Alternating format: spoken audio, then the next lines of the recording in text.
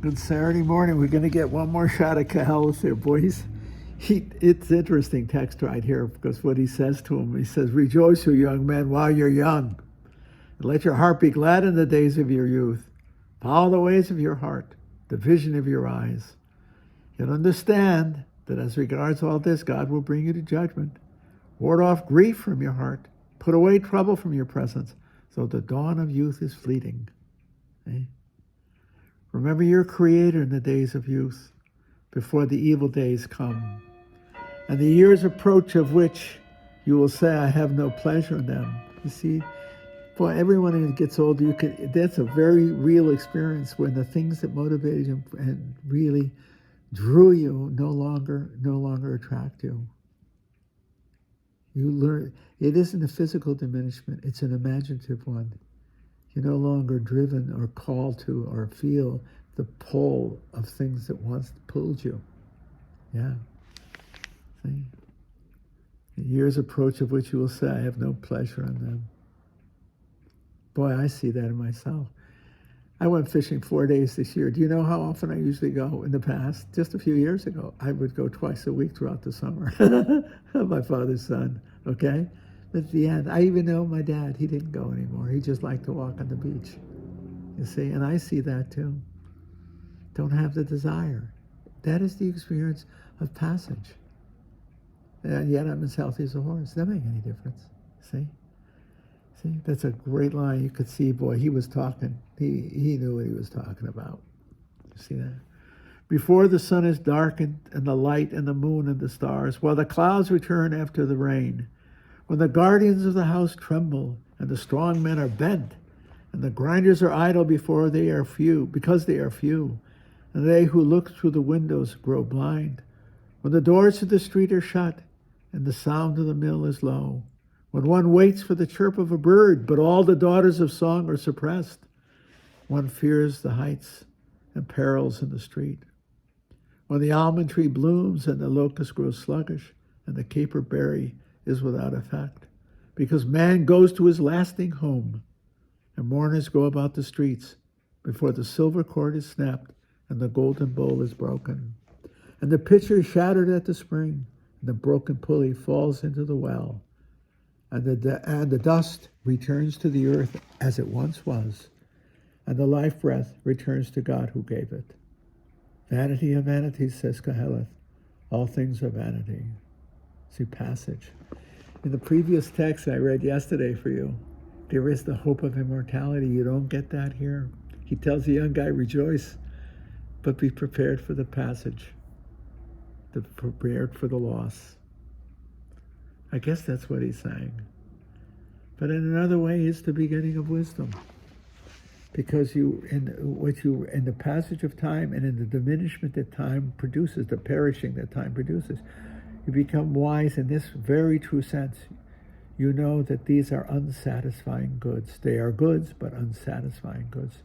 That the human heart is not satisfied. That we seek something more. And the beginning of wisdom is the recognition of the finitude both of life and of the goods of life, not taken away from them, but recognizing that they're in their finitude, in their limitation, they are ultimately unsatisfying. Paradoxically, going back to yesterday's text, love is satisfying because it has the potential of immortality. Wealth hasn't. Knowledge, in the sense of, speculative knowledge, whatever you want to call it, is passing. But love is not. Love is not. Love doesn't diminish. It grows. And I think that's right. I didn't think of it until this second when I was dancing around with this. Yeah. When you see old people together, I think of my mother and father walking on the beaches. They're not youthful. They were in the late 70s, if not 80s. And there's a beauty in the intimacy of the walking. They have grown over the 60 years of marriage. They have grown in the intimacy of communion. Even in the quiet walking, they're not talking. They're walking along the beach they walked along for 70 years, 60 years or more. 60 years. And find refreshment in the company of each other. See? Their bodies are diminished, their minds are diminished, but not the intimacy of their hearts. I saw that. I'll give you one more. I saw that with my parents when my father became completely senile. I mean, I've never seen somebody more senile than my father. He didn't know who he was, didn't know anything about us. And my mother was so faithful to visit him. And it was in the other part of town, so she had to take the bus every day. Think about that in the wintertime in New England.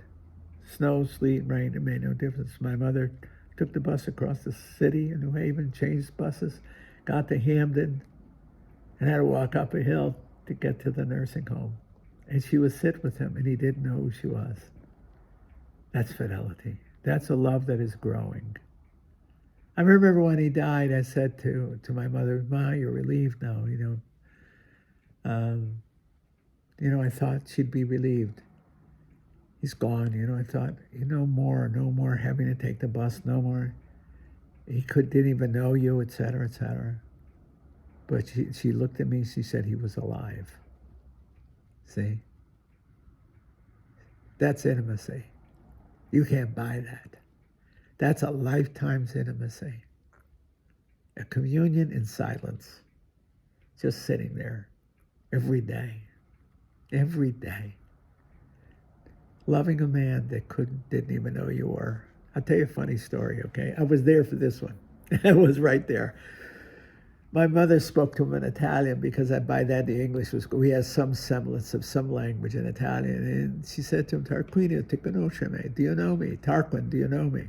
"No, no." "You tua sposa. I'm your wife." "Sposa, te vecchia." "Wife, you're an old lady." He says, "You're an old lady." My mother howled. She was laughing so hard. She got such a kick. "Te vecchia. You're an old woman."